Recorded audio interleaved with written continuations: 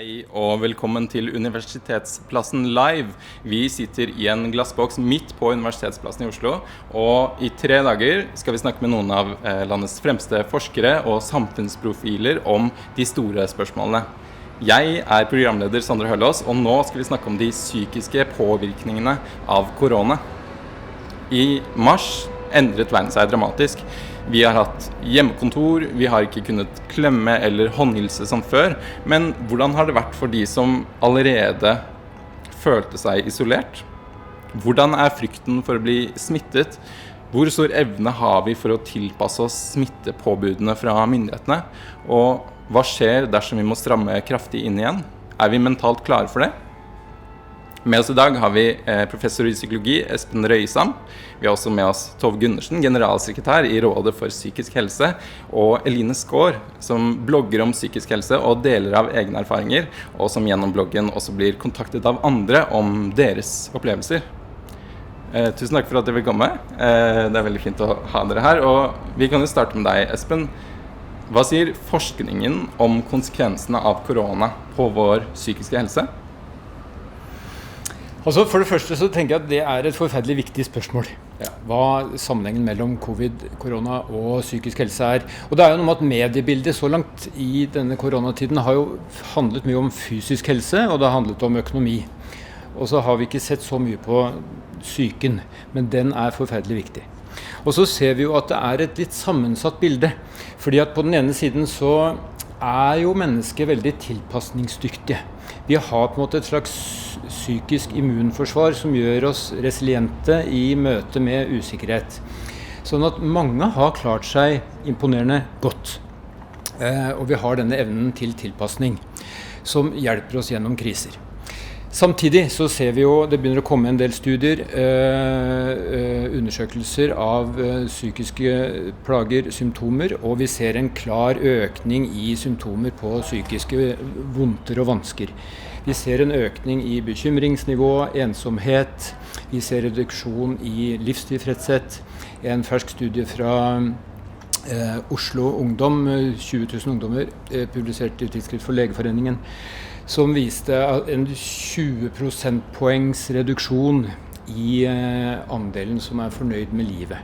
Så vi ser på en måte klart at her skjer det noe på befolkningsnivå. Og det er all grunn til å tro at også da psykiske lidelser vil øke når vi ser denne forskyvningen i befolkningen. Og det innebærer jo også en økt risiko for rusproblemer, søvnvansker, angst, depresjon og en rekke andre psykiske vondter. Så dette er et veldig viktig tema. Hvordan rammer denne krisen de som er mest sårbare da? Blir de enda mer for de enda større problemer? Det som kanskje er viktig er jo, en ting er tallene som viser en økning og en risiko for mer psykiske plager og lidelser. Så er det noe med å forstå mekanismene, prosessene som skjer. Og det ene er jo den angsten som genereres av utryggheten. Risikoen for å bli smittet, bekymringen for at vi ikke har kontroll. Det aktiverer jo angst for mange av oss. Så det er en mekanisme, den direkte. Men så har vi den indirekte som går gjennom sosial distansering og ensomhetsrisikoen. Mange rapporterer økt ensomhet og faller på en måte utenfor sine sosiale nettverk. Og en tredje mekanisme er jo økonomiske vansker. Vi vet at folk blir permittert, de går inn i en økonomisk utrygghet. Og det er jo en stor belastning i manges liv. Og så er det jo dette fraværet av en del av de positive aktivitetene vi har vært vant til. Altså i normaltilstand så får vi daglig påfyll av møter med venner, med kolleger, reiser og så videre. Mye av det som har vært påfyll tidligere, ikke minst på det sosiale området, har jo blitt redusert.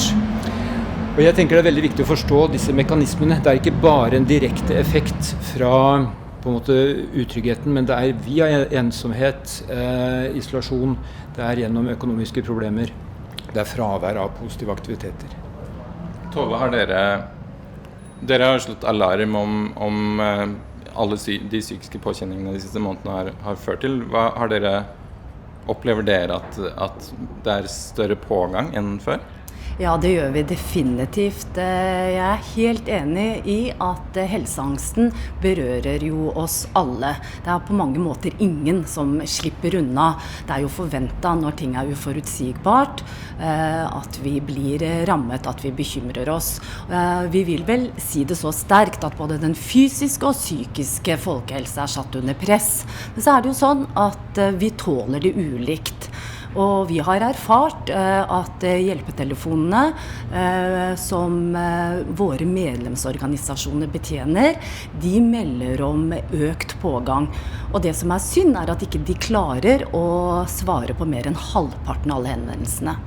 Og så er det jo veldig mange som rapporterer om store problemer, og at de forsterkes, blant annet når aktiviteten i spesialisthelsetjenesten er redusert, og de vanlige sosiale arenaene som de ellers er helt avhengig av for å ha gode liv, som barnehage og skole, studieplasser, og også til dels arbeidsplasser, at vi nå må forholde oss på en annen måte.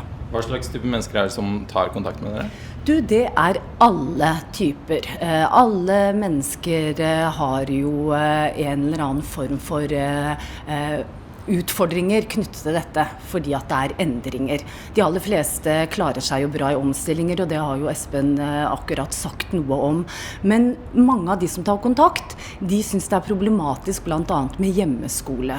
Det er ikke alle som klarer å nyttiggjøre seg av digitale medier. For de fleste så kan det være en dør som åpner seg, men for en del er det faktisk en vegg de møter. Det kan være overgrepsproblematikk, vold, det kan også være selvmordsproblematikk, og mye knyttet til ensomhet og isolasjon. Så det berører svært mange, men det som er veldig utfordrende her, det er jo nettopp hvordan man tilrettelegger for sårbare grupper. Fordi de som har det vanskelig fra før, har det jo verre nå. Og det er jo noe av det som bekymrer oss veldig. Eline, du skriver en blogg om psykisk helse generelt, der du bruker deg selv som eksempel i mange tilfeller. Hvordan har du opplevd de siste månedene? Kaotisk. Ja. Jeg kommer nok aldri til å glemme telefonen jeg fikk av behandleren min. Jeg kunne høre alvor i stemmen hans. Han sa, nå blir det en stund til vi kan ses igjen. Og da tenkte jeg, altså, hvor skal jeg gå når jeg trenger hjelp? Du hører jo også fra andres problematikk. Hva har du hørt fra andre? Jeg hører jo litt forskjellig. Det som går igjen er ensomheten. Og det er mange som beskriver det samme som meg, om hvor kan jeg henvende meg nå, når hele verden brenner. Og det er også mennesker som har veldig frykt for covid-19, som ikke tør å handle på butikken, som heller handler mat over nett, og som kanskje har angst i utgangspunktet, og så bare forsterkes det enda mer. Fordi jeg har et sitat fra bloggen din som du skrev 9. august, som jeg har lyst til å lese. Da regjeringen trykket på den store røde knappen, husker jeg tankene raste gjennom hodet. Hvis jeg blir dårlig nå, altså psykisk, kan jeg be om hjelp når resten av verden brenner? Tror du flere opplever det her, at man ikke tør å ta plass fordi man ser så store problemer rundt seg? Liksom? Tror du det er mange som kjenner på det? Ja, jeg tror det er veldig mange som kjenner på det. Men jeg tenker at det er viktig å huske på at vi alle er mennesker, enten man er psykolog, eller man er skribent som meg, eller man studerer, så kan vi kan alle bidra på en eller annen måte. Vi må bare tørre å bry oss, og vi må tørre å spørre. Og da må vi også tørre å høre om vonde følelser og vonde tanker i en sånn tid som det er nå, da. Tove, tror du sa at dere har opplevd en stor økning i henvendelser, men hvis Hvor stor har økningen vært? Har den vært betydelig? Ja, den har vært betydelig.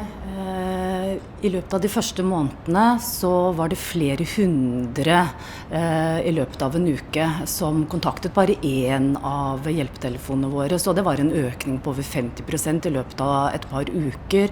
Men vi ser at økningen på selvmordsproblematikk har økt 25% i løpet av de første månedene. Men juli måned sammenlignet med i fjor er det en økning på 50%. Det som er viktig, det er jo at folk tar kontakt og ber om hjelp. Så vi er jo veldig glad for at folk tar kontakt, for både åpenhet og det å dele og snakke med noen, det er med på å redde liv. Og jeg har bare lyst til å støtte opp under det Eline nettopp sa, med å ta kontakt. Vi sier jo ofte til folk bare ta kontakt hvis du ikke har det bra. Men jeg er veldig opptatt av at vi aktivt gjør det. Når vi ikke har det bra, så tar vi ikke så lett kontakt. Men når vi ser at folk forandrer seg og opptrer på en annen måte enn før, så kan vi jo spørre om hvordan de har det. Spørre om det har skjedd noe som de synes er vanskelig. Fordi det er jo sånn at vi har faktisk rapporter som viser at medmenneskelighet, det scorer høyere på overlevelse enn medisiner. Så det å bry seg, det er det aller viktigste. Så man må ikke gå til en person for å få hjelp. Det holder å snakke med de rundt seg, egentlig. Det kommer helt an på problemstillingen, fordi vi trenger fysiske møter, blikkontakt og småprat. Det er jo noe av det som bekymrer veldig, det er at vi blir sittende veldig mange alene hjemme. Så det å ha møteplasser er viktig, også de fysiske møteplassene. Og tilgangen, altså tilgjengeligheten på både kollegaer, studiekamerater og også behandlere er jo viktig. Altså det er viktig med tilgjengelighet, at hjelpen er der når det er behov for den. Ja. Jeg ble jo kanskje mest skremt fordi de ytre tingene som jeg har brukt som mestringsarenaer ble borte. Og hva gjorde det med meg? Altså, jeg måtte jo tenke annerledes, prøve å være kreativ. Jeg for eksempel går på kafé nesten hver eneste dag og finner mye trøst og glede i det. Men når de ble stengt ned, så måtte jeg lage mine egne kaféer. Men jeg tenker det er mye man kan gjøre, men noe jeg synes kanskje har vært mest utfordrende med denne perioden og med korona, er uforutsigbarheten. At vi ikke vet hvor lenge skal vi holde ut, for mennesker er gode på å holde ut. Men hvor lenge vil det vare, og hvordan skal det se ut? Hadde vi visst at det var for en måned eller for et år, så kunne vi kanskje lettere jobbe med måter å håndtere det på. Ja. For hvor gode er mennesker til å liksom holde ut i en situasjon? Hvor lenge kunne vi holdt ut og hatt en sånn total nedstengning som vi hadde i noen måneder i våres? Jeg tenker det er veldig viktig det Eline og Tove sier, og det er noe med at vi er så forskjellige, og vi har så forskjellige behov, og har det i ulike perioder av livet. Så det er jo noe med at i dag så er det noen av oss som er fullstendig ubekymret, og kanskje har for lite bekymring og stress, og av den grunn ikke følger smittevernsrådene.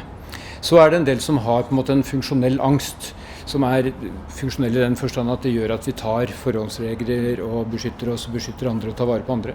Og så er det mange som får økt angstnivå og problemer og har behov for hjelp, og opplever at hjelpen blir mindre tilgjengelig. Sånn at gjennomsnittsmennesket finnes på en måte ikke. Vi er så forskjellige, og vi vet fra tidligere studier at ca. halvparten av befolkningen vil i løpet av livet ha behov for behandling, hjelp, eller oppfylle kriteriene for en psykisk lidelse. Sånn at dette er noe som angår oss alle, veldig mange, og som Tove var inne på i forhold til selvmordsproblematikk. Det er kanskje kjente tall for mange, men altså, hvert år så er det over 500 mennesker som tar sitt eget liv i Norge. Til sammenligning så har vi under 30 drap. Sånn at for hvert drap så er det 20 mennesker som tar sitt eget liv. Det er dramatiske tall. Og vi vet ennå ikke hvordan covid vil påvirke selvmordsstatistikken, men det er grunn til bekymring. Og det er nå vi må handle, det er nå vi kan forebygge. Det er mye bedre å hindre en brann enn å prøve å slukke brannen etter at den er i gang. Sånn at jeg tenker det er forferdelig viktig at vi, både som individer og medmennesker og myndighetene, kommer på banen med de forebyggende tiltakene.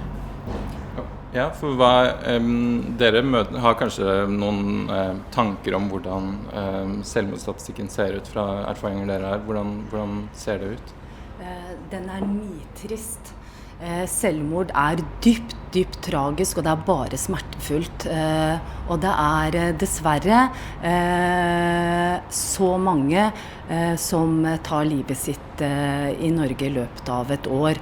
Og de siste tallene har vi jo ikke fra 2019, men det vi vet jo at risikofaktorene har økt. Og beskyttelsesmekanismene litt borte. Og når jeg snakker om beskyttelse, så handler det veldig mye om tilhørighet, mestring, mening, det å være i fellesskap. Og noe av det jo borte for veldig mange, eller det nærmest borte. Det har en helt annen karakter nå. Vi får ikke møte mennesker sånn som vi pleier lenger. Og så vet vi også nå som det skole- og studiestart, at overgangene alltid veldig risikofylte. Det vet vi noe om. At det i seg selv ganske vanskelig og trøblete for folk. Og da det så viktig at vi tilrettelegger for møteplasser. At vi har muligheten til å se hverandre og snakke sammen og bli kjent. Det å være student jo en veldig ny periode i livet, og overganger litt sånn kriser for de aller fleste. Alt nytt, og vi skal forholde oss nå, og så skal vi i tillegg forholde oss på en måte som vi ikke har nødvendigvis en verktøykasse å bruke fra før. Så det med tilrettelegging og sørge for at det tilgjengelige tjenester på alle nivå, det viktig. Men møteplassene vil jeg så slå et slag for, altså. Det at man har muligheter til å treffes, så kan vi heller tilrettelegge for at parkene også ivaretar smitteverntiltak hvis det nedslagsfeltet. Men nå må vi støtte ungdommen vår i de overgangene de har. Vi har jo vært opptatt av også å si til alle i disse periodene, og det gjelder alle aldersgrupper, at det viktig å holde på rutiner, for rutinene de krykkene vi har. Og jeg blir ordentlig glad når jeg hører at Eline sier jeg står opp og går ut. Veldig mange gjør ikke det. Og det viktig å vite og få mer kunnskap om disse beskyttelsesfaktorene som handler om samvær, rutiner og det å oppleve at noen bryr seg, og ikke minst det at man har noe å stå opp til. Og da det viktig at det skjer i et fellesskap. Så får man aktivt oppsøke det når man skjønner hvor viktig det Jeg tenker at Elines ord livreddende. Ja. Det noen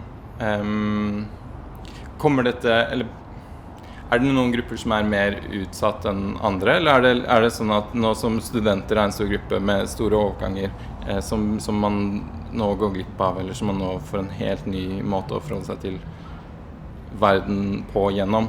Det noen grupper som mer utsatt enn andre? Det noen som kommer til å oppleve problemer de neste månedene på grunn av det her? Det vi vet jo at folk som sliter fra før, sliter mer i disse periodene. Nå det også sånn at det noen som har tatt kontakt med oss i Råd for psykisk helse, som har sagt at, vet du hva, jeg har hatt en lidelse i mange år, ensomhet, isolasjon, det kan jeg. Dette mestrer jeg, nå får dere andre kjenne på hvordan det å være alene, og hvor dere må forholde dere til enten blokkleiligheten deres, eller en liten familie som strever fordi hjemmekontor og Teams med skolemøter skjer i samme rom. Det skikkelig utfordrende for folk. Det nye roller. Vi må lære oss nye måter å takle denne tilværelsen på. Og da det jo viktig å snakke sammen om det, og ikke minst, hvis vi tenker i fortsettelsen nå, å sørge for at vi tar vare på de som sliter fra før. Vi har jo over 200 000 barn og unge i Norge som ikke fikk ivaretatt rettighetene sine fullt ut under nedstengningen sist. De har veldig tause stemmer. Vi nødt til å ta vare på de. Og så det jo nye grupper også som vil komme. Det vi snakket om innledningsvis om helseangst. Det også viktig å ta inn over seg at det nye situasjoner fører også til at det flere mennesker som blir berørt på en annen måte enn tidligere. Og det skal vi være oppmerksom på, for det så viktig å forebygge lidelser.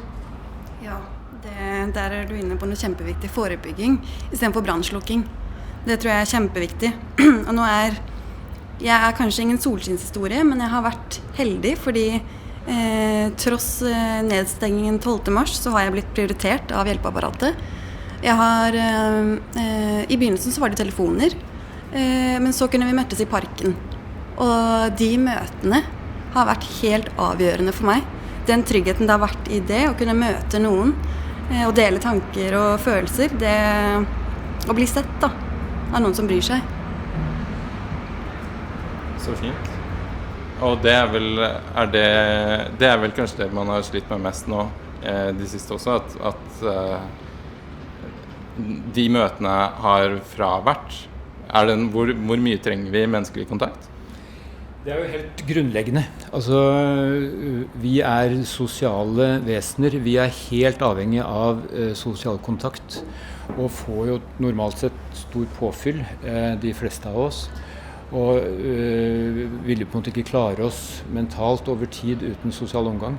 Og jeg kom på en fersk studie fra Folkehelseinstituttet som fant spesielt en økning i ensomhet blant eldre, som også er en sårbar gruppe potensielt. Og det er jo noe med at eldre som delvis må beskytte seg ekstra på grunn av covid-risikoen, og som kanskje ikke er så aktive på sosiale medier og sånt nå.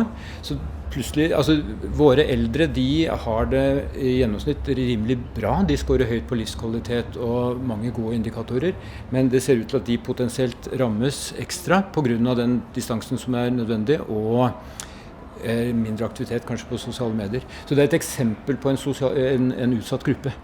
Og vi er nødt til å identifisere disse ulike gruppene. De med økonomiske problemer på grunn av permitteringer, arbeidsledighet eller utryggheten bare. Det å oppleve økonomiske vansker, og ikke vite hvordan det går, hvordan det blir neste måned og deretter, er jo forferdelig viktig. Ja, for det er ikke bare isolasjon som kan være problemet der. Det er mange som har opplevd arbeidsløshet eller permitteringer eller andre økonomiske problemer.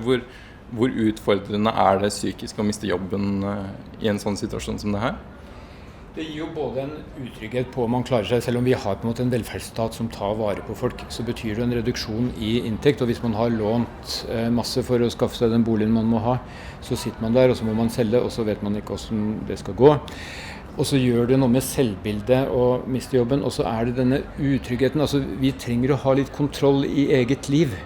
Og hele pandemisituasjonen gjør at vi mister litt kontrollen. Og vi vet ikke, som Elina er inne på, vi vet ikke hvor lenge det varer. Hvis vi kunne vite at det var over i oktober, så hadde vi klart det. Men vi vet at det er ikke over i oktober, og vi vet ikke når det vil gå over. Og det gir oss en fundamental utrygghet. Ja, og det er jo de siste dagene har det også vært større problemer knyttet til liksom den medisinske siden ved det her, at folk blir syke og flere blir syke. Hvis man nå hadde tenkt seg da at vi må stenge ned på samme måte som vi gjorde, hvordan hadde vi taklet det som mennesker? Hadde det gått fint? Tror du det? Tove? Det tror jeg ikke. Jeg tror ikke det hadde gått fint for noen. Noe av det vi har erfart er folk som har sagt «jeg har det bra», og når det kommer til stykket så sier de kanskje noen dager etterpå «det var en løgn, jeg har det ikke noe bra». Så for det første så tror jeg det er viktig at vi erkjenner det, og at det er helt innenfor å si fra om det. Vi blir alle berørt, sett ord på det. Det er første bud. Det er viktig å gjøre. Samtidig så er det sånn at vi kommer til å tåle ganske dårlig og ikke skulle få en høst hvor vi har muligheter til å bygge god psykisk helse. Vi kommer ikke til å tåle det så godt. De aller fleste tåler det bra, men det er veldig mange som ikke gjør det, og alle blir litt berørt. Noen blir det veldig. Så vi må sikre oss at vi har både møteplasser og tilgjengelige tjenester. Og så må vi også ha et budskap som handler om at det er viktig å be om hjelp. Fordi de aller fleste får det hvis de ber om det, og det er ikke noen problemer som er for små til å ta opp. Og det er viktig å si høyt, fordi erfaringene fra i våres var jo at folk tenkte at det jeg sliter med er ikke stort nok til å be om hjelp. Det kunne være både fysiske og psykiske plager. De ba ikke om det fordi de ikke ville ta plass. Og det er jo så typisk norsk. For det første så er vi vår strengeste dommer. Det tror jeg er ganske internasjonal følelse, for å si det sånn. Samtidig så er det sånn at vi ikke vil ta så stor plass. Og da er det viktig å snu å si nå vi på mange måter i samme båt, nå må vi be om hjelp, og vi må hjelpe hverandre. Så jeg tror det en start av den der bevisstheten rundt at det ingen problemer som for små. Snakk med noen først og fremst, og så vil du alltid nærmest bli møtt positivt, for de aller fleste ønsker jo å hjelpe. Jeg mener at det et stort omsorgspotensial som ikke tatt i bruk. Bare tenk på frivilligheten og hva den har bidratt med under denne perioden. Så frivilligheten i Norge bør være en del av beredskapsplanene våre enda mer enn før. Ikke bare det at vi tar det i bruk når det skjer, men også i planleggingen fremover. Så må de høre på det sivile samfunn også, og hva de har å meddele av erfaringer. Psykisk støtte en del av beredskapsplanene nå? Tenker vi på det når man innfører tiltak som i mars? Jeg opplever at vi gjør det til en viss grad, absolutt. Hjelpetelefonene fikk jo også støtte for å utvide og for å øke beredskapen. Samtidig så bør det være noe som så uforutsigbart, for vi vet jo at problemet forsterkes i kriser. Så dette bør skje mer automatisk fremover, at disse støtteordningene kommer. Eline, hva tenker du om hvis vi nå går tilbake i mange steg ut fra det vi har åpnet opp nå i sommer, tror du mange hadde slitt? Har du hørt fra noen om Ja, altså jeg har tenkt sånn, hvis det skjer igjen, så vet jeg ikke hvordan jeg skal håndtere det, fordi en ting var før 12. mars, da visste vi ikke hvordan det kom til å bli. Nå har vi stått litt i det og kjent på det, og jeg tror alle har satt pris på en sommer hvor det har vært litt friere, men hvis det skjer en 12. mars igjen, holdt jeg på å si, så nei, jeg kjenner jeg blir ordentlig redd, og det det mange som skriver til meg at de også blir, fordi enten mennesker som har vært i karantene, som har kjent på det, eller som har isolert seg fordi de redd for viruset, og hva det gjør med mennesker. Hva tenker du, Espen, hvis man i utgangspunktet, selv om det ikke finnes et gjennomsnittsmenneske, selv om vi litt gode til å takle sånne ting, hvor vi gode til å takle det hvis vi kjenner konsekvensene på forhånd? Hvis vi vet hva vi går til, vi mer rustet for å takle ting, eller mindre, tror du? Det kan hende at det kan hjelpe å vite at vi har vært gjennom noe før. Men samtidig det jo grunn til å bekymre seg for en ny nedstengning, som vi ikke vet hvor lenge vil vare og hvordan vil virke. Men jeg sitter også og tenker på, altså, for mange det jo en trøst at vi tross alt lever i det landet vi lever i. Vi har en betydelig grad av tillit til myndighetene. Vi har tillit til hverandre. Og dette på en måte ressurser i samfunnet som vi nå kan dra veksel på. Vi ser tallene fra USA. Dødstallene der det vel 3 ganger så mange amerikanere som har dødd nå som det gjorde gjennom hele Vietnamkrigen. Det forferdelig dramatisk. I Norge så har vi klart oss veldig mye bedre.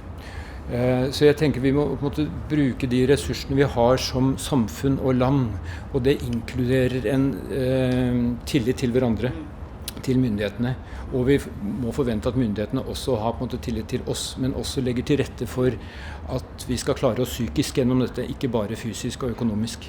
Og vi dessverre begynner å gå mot slutten her, men vi kan jo avslutte med å stille. Og Eline, hvis du vil si noe, hva det viktig å si til de som eventuelt sitter hjemme og sliter akkurat nå, spesielt med tanke på hva At man må tørre å be om hjelp. Ja. Og det må ikke nødvendigvis være til en profesjonell psykolog. Og så må vi huske på at det ofte lite som skal til for at et menneske skal føle seg litt bedre. Så ja, vi må bry oss. Hva tenker du, Tove? Jeg veldig enig med Eline. Vi må tørre å be om hjelp, og så jeg så enig med Espen i at vi så heldige som bor i Norge, fordi her finnes det muligheter, og velferdsstaten har jo virkelig vist at den fungerer. Vi i et land som har mange støtteordninger, og vi har muligheter for å styrke det som har hatt effekt, blant annet de som har vist en type kreativitet og omstilling rundt nye måter å hjelpe hverandre på, nye steder å møtes for å se hverandre fysisk. Det å bruke de erfaringene positivt viktig, og så må vi også ta inn over oss at vi har en situasjon hvor det noen som trenger mer hjelp enn andre, fordi det et etterslep fra tidligere. knyttet til bistand og behandling. Så nå må vi ha dobbel innsats til høsten, både for å ivareta etterslepet og kunne stå imot de nye utfordringene som kommer. Og Espen, hvis du har lyst til å si noe veldig kort om hvis man eventuelt står som pårørende, hva kan man gjøre for å se om det noen som sliter? Det noe man kan gjøre? Altså jeg tenker to ting. Det ene jo nå, vi må akseptere at dette en forferdelig vanskelig situasjon. Vi skal ikke late som at dette her skal være helt greit. Dette vanskelig, forferdelig vondt. Og så et råd som dere også inne på, ring en venn. Altså hvis du sliter selv, ring en venn. Og hvis du ikke sliter selv, så ringer du en venn som trenger at du ringer. Og i utvidet betydning, altså ta kontakt, bruk de nettverkene, de sosiale relasjonene som ligger der. Vi kan komme oss sammen gjennom dette her. Så bra, det høres ut som et veldig fint ord å avslutte på, og da sier jeg tusen takk til dere for at dere kom. Psykologiprofessor Espen Røysam, generalsekretær i Rådet for psykisk helse, Tove Gundersen og Eline Skår, som blogger om psykisk helse. Jeg heter Sondre Hørlås, og du hører på Universitetsplassen Live. Følg oss på Facebook, og der du lytter til podcast for mer spennende innhold. Takk skal du ha. Ha det fint.